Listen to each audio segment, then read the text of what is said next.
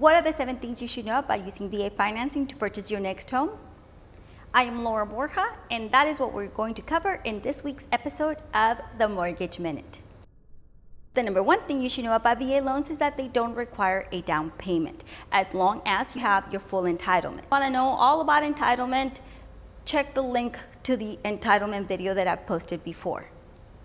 The number 2 thing that you should know is that there is no monthly mortgage insurance. So that means that you're putting nothing down and there's nothing additional being charged to you for insuring the loan, which means that it makes your payment that much more affordable.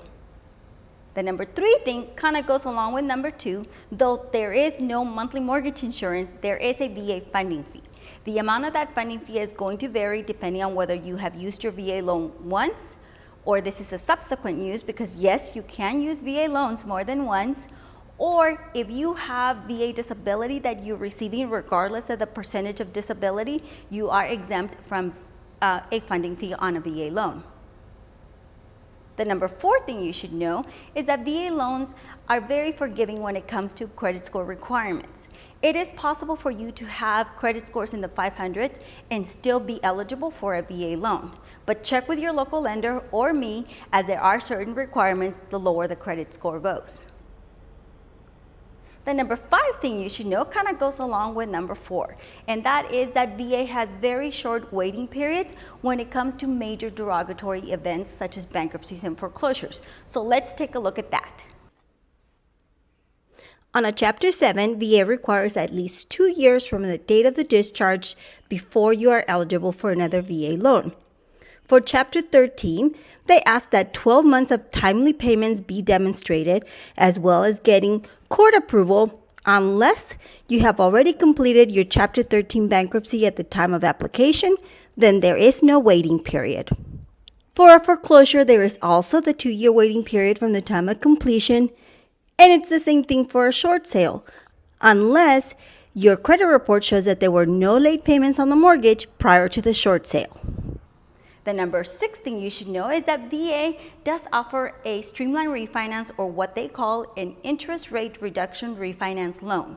Those loans mean that as long as you have the correct credit score and you have been making your payments on time, you do not have to income qualify for the Streamline Refinance. And in many cases, an appraisal might not be required, but check with your lender to make sure that you meet the waiver for no appraisal. The number 7 thing about VA loans is kind of a bummer, and that is if you want to use a VA loan for financing of a condominium, that condominium does need to be on the approved list. So if you are wanting to purchase a condominium with your VA entitlement, reach out to your real estate agent, your local lender, or me, and I'll be happy to look it up for you. So there you have it, the 7 things you should know about using VA loans for the financing of your next home. If you have any questions about that topic or any other mortgage or real estate related topic, please reach out to me. You can send me an email, give me a call, shoot me a text, and of course, connect with me on social media. Thanks for watching the video. Give it a thumbs up, share with everybody that you think might find it helpful, and if you haven't already done so, subscribe to my channel and hit the bell so you're notified of all the videos as they are posted. And I'll see you next time.